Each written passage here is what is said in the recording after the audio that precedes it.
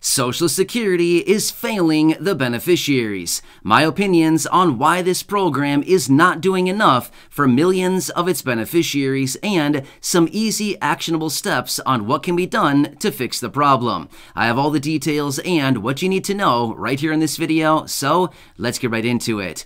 Alright, it is no surprise to anybody that Social Security is a very important program and a very popular program that sends out monthly benefits to over 70 million beneficiaries for all the programs that are encompassed under the Social Security umbrella. While also, according to some of the most recent reports, 7 out of 10 people, in other words, 70% of the beneficiaries rely on their monthly benefit for 90+% of their monthly income. Therefore, you can see with these reports right here, it is very, very important that these benefits are actually enough to live on an ongoing basis, which unfortunately is not the case for many millions of beneficiaries. So, I do want to talk through the details about that in this video, as well as some easy actionable steps that can be taken to actually fix some of these problems and make sure that everybody gets enough money on an ongoing basis to actually live on rather than just barely scraping by or being behind every single month. Anyway, with that being said, let's get into it and discuss all the details. But really fast before we do, thank you so much for joining me. If you're new here or if you haven't done so yet, please make sure to subscribe by hitting the button right down below the video. It's totally free to do so, as I am your one and only daily advocate. I'm doing research all day, every single day, boiling it down into these short videos and bringing them to you a couple times each and every day so that you can stay updated with everything going on right now as it pertains to your money, your benefits, checks, programs, reform, and anything else that may be popping up right now in regards to your fixed income benefits or anything else we can possibly get our hands on right here, right now. So again, thanks so much for joining me. Please make sure to subscribe down below if you haven't done so yet so you don't miss any updates going forward during this very busy time. All right, thanks again. Let's jump right into this. All right, so this is actually a very important topic that I certainly want to bring to light simply because I think all of us in this community, as well as any of you living on a fixed income benefit, probably recognize that these benefits, although very good and it's nice to have, in many instances, it's simply not enough, especially with everything going on right now. Of course, I don't need to get into it and talk about inflation. We all understand what's going on. Rapidly rising prices. Got it. We're all living it. We all understand this. However, let's quickly talk about why this program is a great program. But at the end of the day, I can't really say that it's Social Security that is failing, but rather it's Congress that is not doing enough to reform this program and make sure that all of these benefits are actually a livable standard, right? Making sure that all of these benefits are actually something that somebody can live on. Because at the end of the day, let's remember, who receives Social Security benefits? Well, it's seniors and older adults who are receiving Social Security retirement benefits. Not only that, it is those people receiving Social Security disability benefits. Those individuals who unfortunately have become disabled at some point, maybe throughout their working career, and who can no longer work at the capacity that they once did, or even work at all, simply due to a disability. Well, therefore, if somebody is disabled and can no longer work at all or at the capacity that they once did, it's kind of hard to live on a benefit or actually have additional income coming in when, somebody's suffering and dealing with a disability that no longer makes them allowable to able to work at the capacity that they did. So, as a result of that, we need to figure out these benefits. Also, we want to point this out as well. SSI, even though this is not technically Social Security benefits, I want to throw this in here as well because this is still technically administered by the Social Security Administration, and this program also needs some major work. And again, it kind of falls into the category of those individuals that I just talked about, people with disabilities, as well as older adults with limited income and limited resources can also rely on SSI benefits. Either way, all of these programs kind of fall within the category of probably needs a little bit of work. Now, do all benefits need to be reformed? Nope, not at all. Not at all, in fact.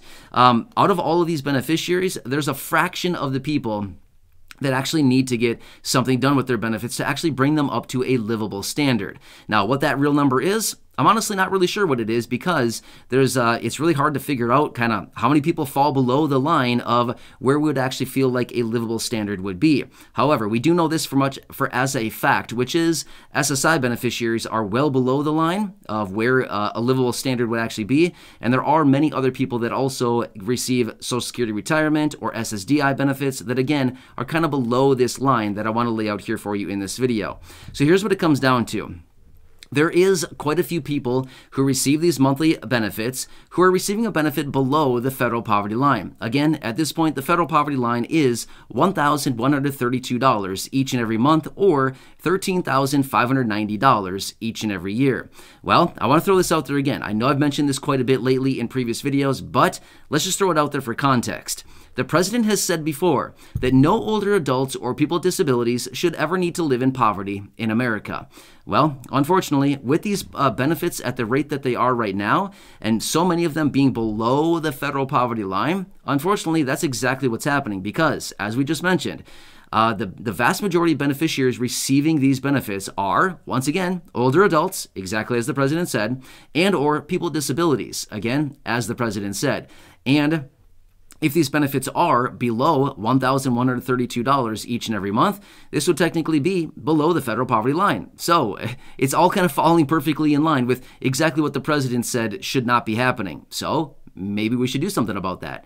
So anyway, again, I just want to make it very clear. Social Security as a whole is not failing, but rather the program is set up in such a way that it does not really allow for a livable standard or a livable benefit for most people in a regular situation.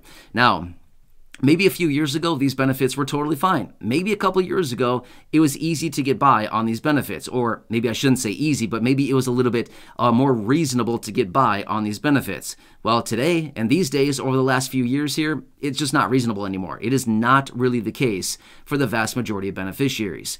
So here's what it comes down to. Simply raising benefits to a minimum of 100% of the federal poverty line could really dramatically change the lives of millions of people. Now, here's the thing.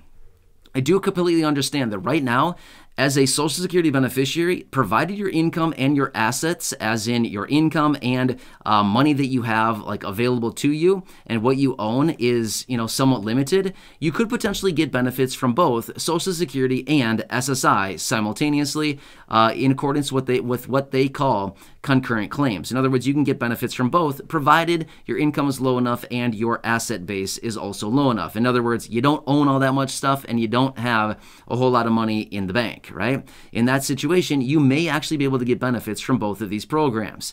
It'd be as simple as doing this, raising the minimum benefit, regardless of which kind of benefit somebody's receiving, up to 100% of the federal poverty line. Now, here's what this could be doing. And again, we might be thinking, oh, you got to reform Social Security to do all this. It actually wouldn't be that difficult because here's the thing. What we could do is simply reform SSI, raise those benefits to 100% of the federal poverty line, which has nothing to do with actually reforming the Social Security program. It actually has to do with reforming SSI, which is technically not Social Security. It's just administered by this administration every single month. So we could reform SSI and raise those benefits up to 100% of the federal poverty line. Then open up the gates for anybody who receives any other benefits, as in Social Security retirement, Social Security disability, or any of these benefits, and anybody that receives a benefit under the federal poverty line, $1,132 a month or $13,590 a year, would be also eligible to receive these benefits from SSI. Kind of makes sense? Super easy solution. Now here's another thing too. Social Security is actually funded out of the Old Age and Survivors Insurance Trust Fund and or the Disability Insurance Trust Fund, the two different trust funds within Social Security. That's where these benefits come out of. However, SSI is not funded through the Social Security Trust Fund, but rather it is funded through just the general funds, right? Through the federal general fund. So they basically just take federal money and just put it into the general fund, and that's where SSI is actually funded from.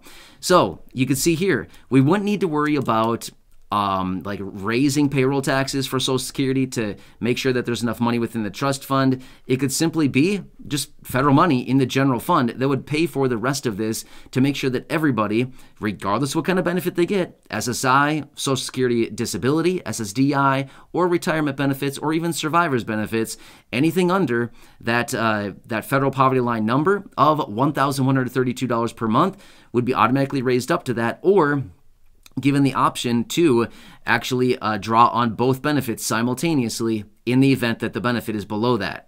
It'd be a super easy solution, right? We wouldn't need to go through this big long process of reforming Social Security, but rather all they need to do is just reform SSI and then open up the gates and allow that anybody that's receiving a benefit under that as a result of these other programs would then be able to claim SSI on top of Social Security retirement or Social Security disability. Kind of get what I'm saying? So it wouldn't be going through this whole long process of reforming the major program, but rather it would just be reforming SSI, which I think we all understand probably needs that pretty badly anyway. So you can kind of see here. So all these benefits that are below the federal poverty line makes it kind of tough. Makes it kind of tough to live on $841 a month. Makes it tough to live on $600 a month. It's very difficult these days unless somebody is getting additional assistance from maybe housing assistance, utility assistance, food assistance, all of these other programs out there to help out the low income and fixed income. Unless somebody is actually drawing on some of these other programs, it would virtually be impossible to live on $600 or $800 or $900 a month these days. To pay for a mortgage or rent, to pay for food, utilities, gas in the car, and everything else that somebody needs to pay for on a monthly basis. There's just no way. There's no possible way that that could be even livable these days. Maybe a few years ago, maybe it could have been, but not anymore. It's just not feasible anymore. Anyway, a super easy, practical solution to actually fix up a program.